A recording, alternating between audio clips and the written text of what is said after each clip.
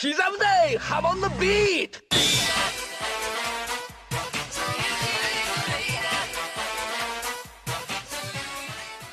Welcome back to another episode of Debunking Iraqi Forgot, where I answer some of the JoJo fans' questions that I haven't already covered.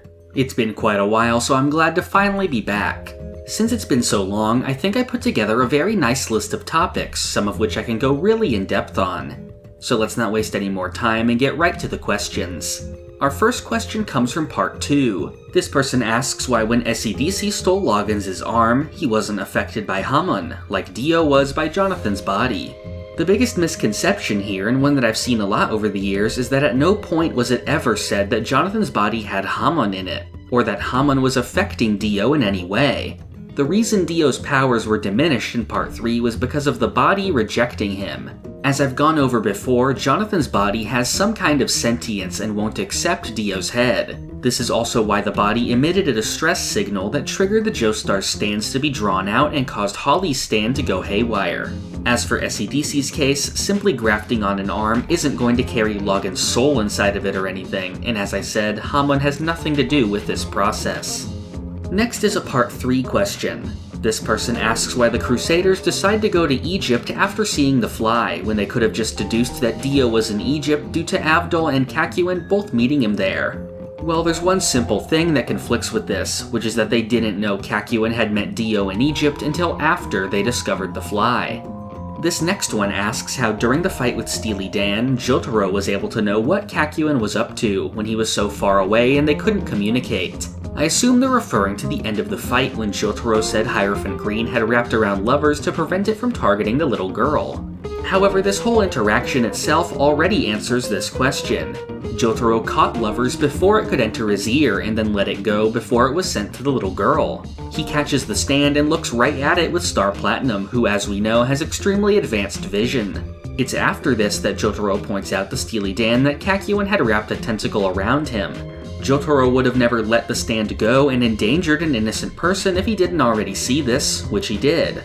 And of course, as he says at the end, he never had any intention of letting Dan go in the first place. In my previous video, I went over the fact that Joseph planned to read Enya's mind using a TV, but she was killed by the Fleshbud before that could happen. In response to that, this commenter asks why Joseph didn't just use the TVs from Enya's hotel that they were just staying in. First of all, I would like to just point out that we never actually see a TV inside the hotel in the manga. It's only in the anime that we get this additional scene of them fiddling with the TV in their room. However, what this comment seems to forget is that the hotel, along with the entire town, is a fog illusion created by Enya's stand, so there never really was any TV here to be used. Now for a part 4 question.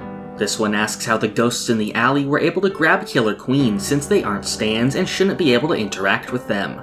It's actually been shown in the series that ghosts and stands are interconnected. I've actually made an entire video on the subject.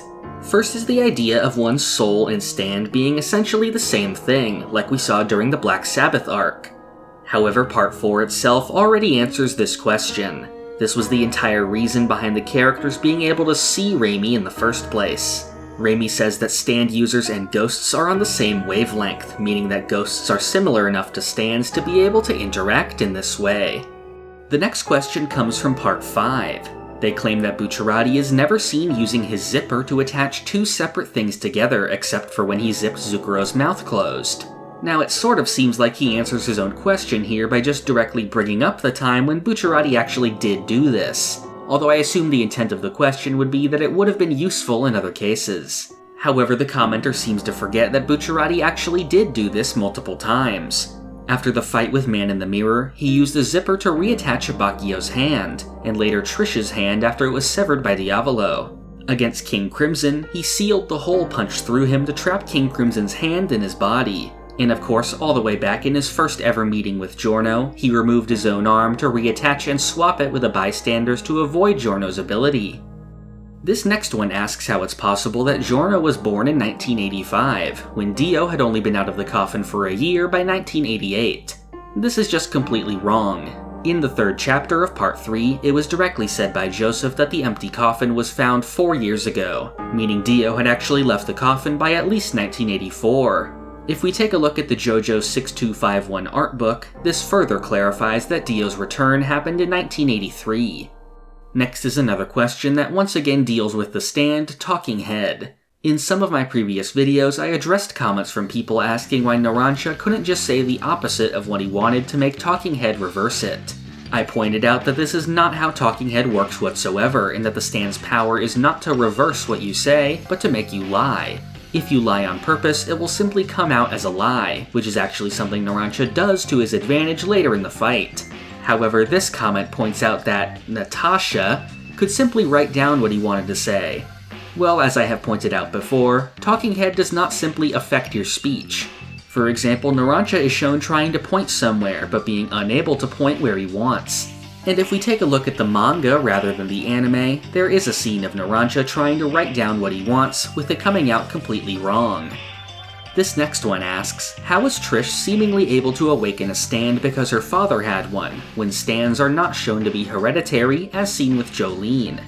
Now, this person is correct in the idea that stand abilities aren't really hereditary, since Jotaro says as much in Part 6, and hence why Jolyne would not necessarily be born with a stand just from being Jotaro's daughter. However, in the case of Trish, we actually need to focus on an entirely different thing, the properties of the stand arrow. As we saw in Part 3, when the stand arrow was used by Dio on Jonathan's body, it awoke stands in the other Joestars. This is because certain families in JoJo have strong connections through psychic links, and the power of the arrow is able to awaken stands through this. One property of these psychic links is that at times people can sense when someone they're connected to is nearby. In Part 3, Enya mentions that she has this connection with her son, and the Joestars have one with each other. In Part 5, Trish is also able to sense Diavolo's presence, showing that they have a strong psychic link. This is how Trish was given a stand ability, although it remained dormant until fully awakening later in Part 5's story. Next is another Part 5 related one, this time dealing with the spin-off novel Purple Haze Feedback. Of course, I should point out that this wasn't written by Araki, so it isn't really an Araki Forgot related thing, but I did think the topic was interesting enough to cover. This person points out that near the end of the book, the stone mask was destroyed by a shot from a revolver. They ask if it's actually that easy to destroy. For this, I'd like to point out that we actually have seen masks being destroyed and they don't seem to be exceptionally sturdy or anything. For example, near the end of Phantom Blood, Speedwagon destroys the stone mask with a sledgehammer. So since it's never really shown to be indestructible, I think I can accept the mask being destroyed by a gun. One question I've seen countless people ask is how the mothers of Giorno and Dio's other sons were able to escape, when Dio only viewed these women as food. I honestly don't really see a huge issue with this at all. As we've learned, Dio traveled across the world and was obsessed with the forces of fate that cause people to meet. I don't see how it's so far-fetched that Dio would have encounters with people that aren't strictly for sustenance, which has actually been the case for a lot of different characters. Regardless, I also think the question sort of answers itself here. Dio had little regard for these women, so I don't think he would particularly care if one just wandered off. He could just get another one anytime he pleased. Another Part 5 one. This person mentions how La Squadra was being pursued by the boss, yet Risotto was the only one who fought him directly. He asks if Risotto could just kill the boss himself, why he kept sending his men to die instead of ganging up on him. There's a few things wrong with this. First of all, Diavolo is not personally going and attacking them, he's sending his agents to do it. Second, La Squadra has no clue what the boss's identity is. This was the entire reason that they wanted to secure Trish, to learn more about his identity so they could track him down. The comment also seems to think that Risotto sought out the boss to fight him. This didn't happen at all. Risotto was in Sardinia investigating the boss's past just like everyone else. He headed here after he heard about the crashed plane off the coast and connected it with the location in the photo of Trish's mother taken from her room. He had no idea Doppio was the boss until they actually started fighting. This next question deals with Part 6. They mention how it was said that Dio carved the 14 phrases into his stand so he wouldn't forget them, and that this implies that he hadn't written them in the diary and therefore Pucci could have never learned them from Jotaro's memory. However, the implication here is not that the words were never written in the diary. By saying he did this so that he won't forget them, Dio is referring to his rebirth through the Green Baby. By carving the words onto his stand, he literally shaped his own soul with his will to obtain heaven. Since these words are part of him, the baby remembers them subconsciously and knows to trust the one that says the words to him. The actual words themselves still exist in the diary, which is how Dio's trusted friend is meant to learn them. One of the most common questions I've seen asked is how Poochie was able to extract and insert discs after his stand had transformed into Sea Moon and later Made in Heaven. Well, first let's look into the extracting part. The last time Poochie is seen doing this is in the Heavy Weather arc. Poochie did say before this point that his stand was beginning to transform after its fusion with the Green Baby. However, it was not finished yet, and this transformation was a slow process that continued the closer he got to Cape Canaveral. So at this point, it still has the basic abilities of Whitesnake, with some minor time-related anomalies surrounding it. By the time Poochie reached the Kennedy Space Center, his stand had radically changed to become Sea Moon. Now when it comes to inserting discs, I've seen a lot of people point out that Poochie shouldn't have been able to insert the weather disc into Emporio, since only Whitesnake can insert discs. This is simply untrue. We have seen multiple examples throughout the story of people inserting discs without the help of Whitesnake. First of all, Jolene was able to briefly use the Star Platinum disc, and multiple characters were able to insert and read memory discs on their own. Of course, the most obvious example would be the fact that Jotaro had both of his discs reinserted by the Speedwagon Foundation to be saved. In fact, in some circumstances, Whitesnake isn't even needed to remove a disc. Take the McQueen fight, for example. We see that if someone is hit hard enough, their disc will pop out on its own. In fact, Poochie even says that Versus could use Underworld to unearth a disc out. Of course, this only seems to be the case if Whitesnake manipulated their discs beforehand.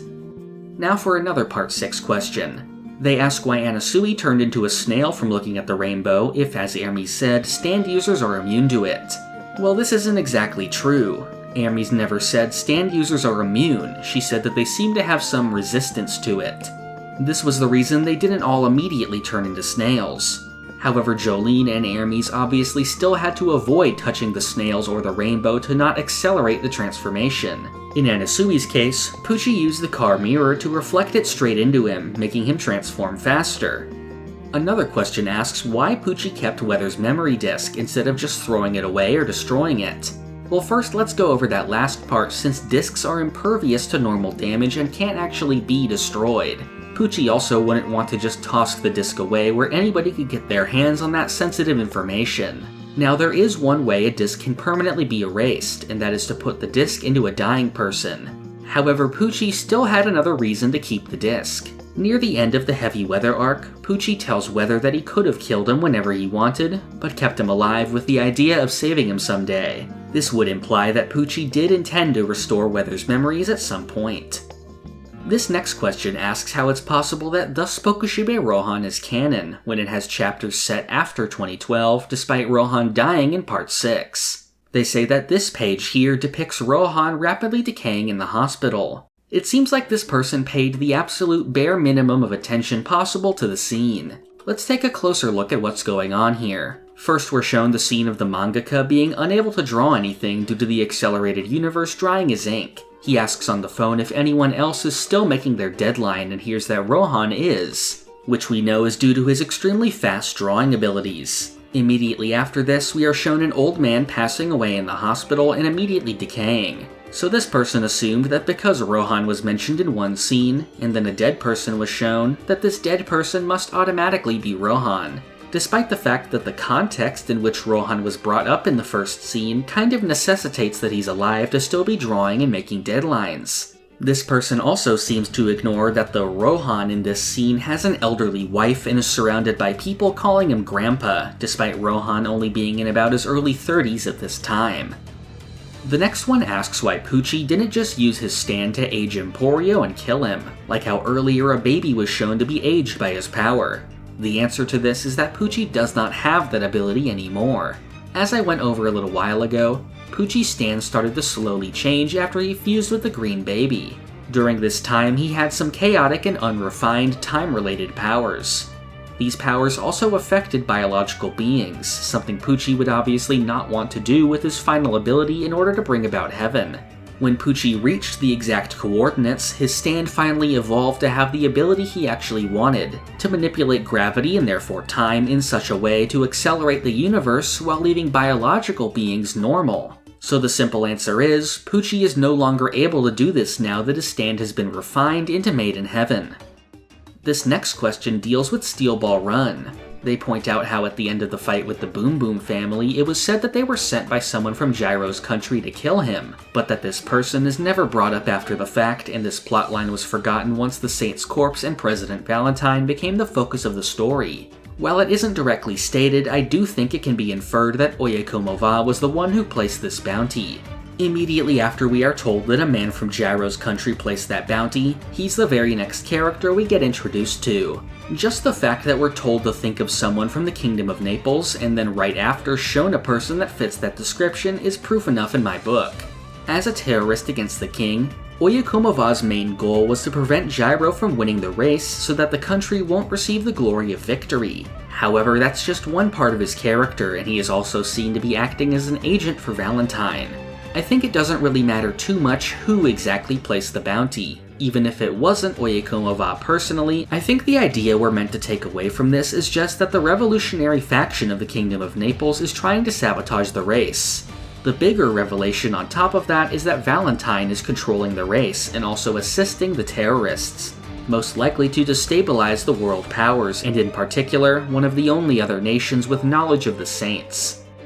The next question asks why in Part 7, Johnny has the stand Tusk, when he should have the same stand as Jonathan, whose stand we briefly saw in Part 3 attached to Dio. They claim that people who share the same soul across the multiverse should have access to the same stand, like how the alternate Diego was seen with the world from the original universe's Dio. However, as I've gone over before, the continuity of Parts 1 to 6 does not connect to the world that started with Steel Ball Run. It's a completely new world and did not come about as a result of the universe reset, so there's no kind of supposed connection between them that would make this the case. The comment also seems to just gloss over that the main Diego used scary monsters and only focused on alternate Diego's use of the world. Not to mention the countless new universe characters that share aspects of old ones, who either have different stands than their counterparts or no stands at all. Now for another Part 7-1. This person asks how Diego was able to turn people into lamps that look like dinosaurs, which he's seen doing to two guards in the D4C arc. This is actually a bit backwards. They aren't lamps that look like dinosaurs, but rather dinosaurs which happen to be shaped like lamps. Scary Monsters' power to create dinosaurs has never necessarily been limited to real species of dinosaur, and we see multiple examples of completely fictional beings that just vaguely resemble dinosaurs. One example would be the tiny ones he made from fleas while racing after Johnny, and later the strange monsters he made by combining them with Sandman's power. So since Diego is able to make these completely fantastical dinosaurs, he's also able to make these immobile ones to incapacitate the guards. In these videos, I usually try to include questions that could stem from a genuine misunderstanding or ones I just happen to see repeated often. But sometimes we just have to take a break and appreciate the truly deranged topics, like one of my old favorite insane questions involving Leaky Eye Luca.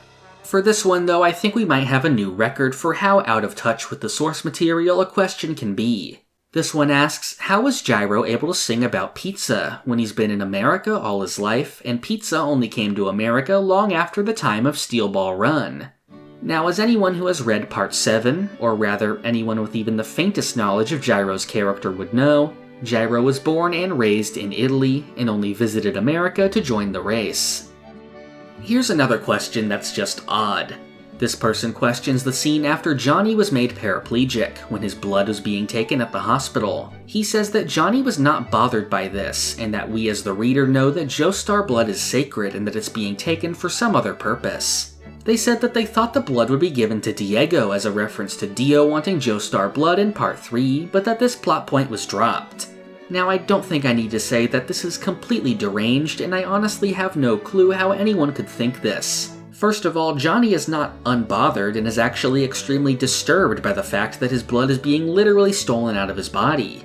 And the nurse directly confirms here that he steals blood from patients to sell for money. Never mind the fact that the Joestar blood was never really considered sacred by literally any other character in the series except for Dio in Part 3, who had one very specific use for it. I don't think I have to tell you that Diego isn't a vampire and wouldn't have any reason to need Johnny's blood, and somehow expecting something insane like that to happen doesn't mean it's a plot hole when it doesn't. This next question asks how the corpse's arm was present in the Civil War fight, if Lucy was supposed to have one of the arms at this point. Well, let's just take a look back at what happened to each arm. The arc before Civil War is the encounter with Tubular Bells. Here, Hot Pants was in possession of the left arm, which she had stolen from Johnny along with the spine after the fight with Sandman. The right arm was the one Johnny and Gyro received from the Sugar Mountain tree, which in the end was taken back to Valentine by one of the 11 men. In the Tubular Bells arc, Lucy steals the heart, ears, and right arm from Valentine. At the end, Hot Pants is able to escape with the ears and heart, but has to leave the arm behind since it was too large. We can see that this arm was noticed by Valentine and carried away. Finally, at the beginning of the Civil War arc, Hot Pants was attacked by Axl Rowe and all of her parts were taken, which she directly tells Johnny. So as you can see, both arms are clearly accounted for. Another Part 7 one. This one pertains to the scene when Johnny was under the effects of the infinite rotation. They ask why he wasn't able to reverse the rotation when he touched Slow Dancer and had to wait for Steven to save him. This is because the energy needed for infinite rotation is generated from a horse in motion. Slow Dancer is standing still and generating no such energy, which is why he had to wait for Steven on a running horse to come get him. Next is a question I've seen a lot that deals with the Thus Spoke Ushibe Rohan chapter Poaching Seashore. In this chapter, Rohan and Tonio go to Morio's coastline to illegally poach abalone. There, Rohan sees that this part of the coast is owned by the Higashikata family. A lot of people have asked how this is possible, since Josuke's family was never really shown to be rich. People have also said that this is a case of Araki mixing them up with the Part 8 Higashikatas, who are rich. Some have also tried to use this as proof that Thus Spoke Ushibe Rohan is part of the same continuity as Parts 7, 8, and 9. There's actually a lot to go over here, so let's just start with the money issue. While Josuke and Tomoko don't seem particularly rich, they definitely aren't poor. They seem to have enough money for luxuries like video games, and Tomoko's teaching job seems to be able to support them even after the death of Ryohei. Josuke has even been able to afford designer clothes, with the only reason he's tight on money later being that Joseph accidentally spent all of his allowance. Still, I wouldn't say they're rich enough to be owning this property, however that doesn't really apply now, since Josuke actually is part of a wealthy family now that Joseph is involved. Combined with the fact that this chapter takes place over a decade after Part 4, I think it's totally reasonable that Josuke's family could have gotten that much money. There's also still the possibility that there are other members of the Higashikata family that just aren't in Josuke's immediate family.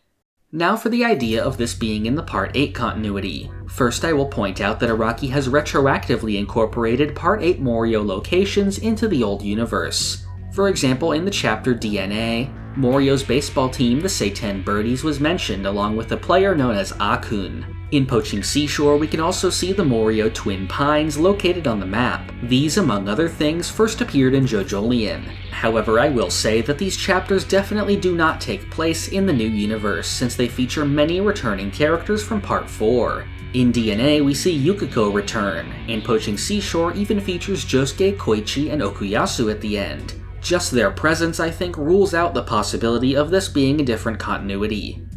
Next is a Part 8 question. Now, something funny that you'll notice from this comment is that it's a pretty old one from before JoJolion ended. So of course it contains the typical JoJo fan assumption that anything that isn't explicitly in front of their eyes at the moment has been completely forgotten. So we have them saying that Kato and Kei were forgotten when of course they both ended up returning. They also refer to the tangerine thing, that being the scene when Kei demonstrated the fusion abilities of the Walleyes. I don't really see how they're saying this was forgotten when the power of the Walleyes was one of the most ever-present things in the story of Part 8 and never really stopped being relevant, even temporarily. The thing I want to focus on here though is the other thing he mentions, that there's a dropped plot point of Josuke going to school and being added to the family register. So let's take a look at exactly what they're talking about. Before the Shakedown Road arc, Josuke tells Norisuke that he would like to go to school and to get a cell phone. Joshu tells him that someone who isn't in the family registry can't own a phone. After this, Norisuke tells Joshu to bring Josuke to school. We learn that Josuke's goal in going to school is to learn more about himself and by extension, his identity. Of course, immediately after this is the Shakedown Road arc, when Josuke got swept up in other things and actually got a big clue to his identity and never ended up going to school. I don't exactly see how this is a dropped plot point, since the first encounter with the rock humans soon after kicks the plot in motion, not leaving time for random day-to-day activities, especially when Josuke already gets the information he needs elsewhere. This family register thing doesn't come up again until the Blue Hawaii arc, when Josuke asks Norisuke for a motorcycle. However, this was just a way for him to talk to Norisuke alone, and he had no real interest in doing it. At the end of this scene, Norisuke also gives Josuke a cell phone, eliminating the only other reason he needed to be on the register. So not only do neither of these things particularly matter when it comes to the story, even when they were introduced, they were just potential means to an end for Josuke to continue his investigation, which he ended up circumventing. This next question deals with the Milagro Man. They say that since we saw the user received the curse after stealing the bill from a homeless man in Germany, the stand should actually be based on German currency and not Japanese yen. This person seems to have missed that this is not how the stand works, and has also forgotten about the history of the stand. If we look at the backstory of the Milagro Man, we know that it came from one remaining bill after the user's suicide in the fire. This was a US dollar bill. Later we see that it had become a German bill, and finally Japanese yen. The manga directly acknowledges this, and says that as the bill moves between countries, it changes its form to fit into the setting. Now for one more Part 8 question. This person asks why Josuke and Rai burned the Lokakaka trees when they could have just given one of these to Holly. This person seems to misunderstand the power of the Lokakaka and the whole reason they were looking for the grafted branches in the first place. The normal Lokakaka doesn't really heal people. It makes an exchange between one body part and another. Feeding Holly a normal Lokakaka wouldn't actually do anything to help her, and her entire situation exists in the first place from the repeated exchanges she went through already.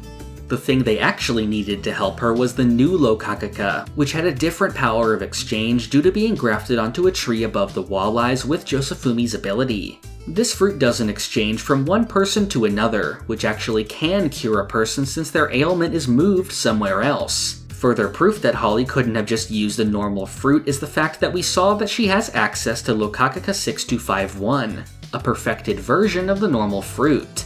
Even with this, she still wasn't able to stop herself from going into a coma since her body's already filled with rocks, meaning the only way to actually cure her is to get the specific fruit that they were searching for. That's every Araki Forgot topic for now. If there's a topic you'd like to see covered in a future video, comment it down below or leave it in the dedicated comment thread. I ask, however, that you just leave comments there and not continuous replies to other people, since it will quickly reach the reply limit. If you'd like to stay updated, I hope that you'll subscribe and click the bell for future videos. To be notified when new videos release, as well as any important JoJo news, you can also join the Hamen Beat Discord using the link in the description.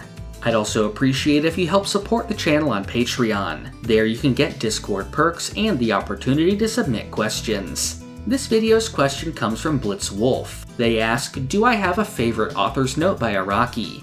Well, as you all surely know, Araki has had a long and hilarious series of author's notes. I actually want to make a video in the future going over all the best ones. While I'm not sure on what my favorite would be, this time I'll just pick one I really like. This comes from Steel Ball Run, Volume 10. It's something that was given to me, but I have a swimsuit calendar hanging on the wall of my workplace. In other words, I have 12 pictures of girls in bathing suits in my office. Nothing too naughty. Every time the month changes, I have to flip the page to the next girl, and that somehow makes me feel incredibly melancholy. I feel like I'm saying, goodbye September girl, I'll never see you again.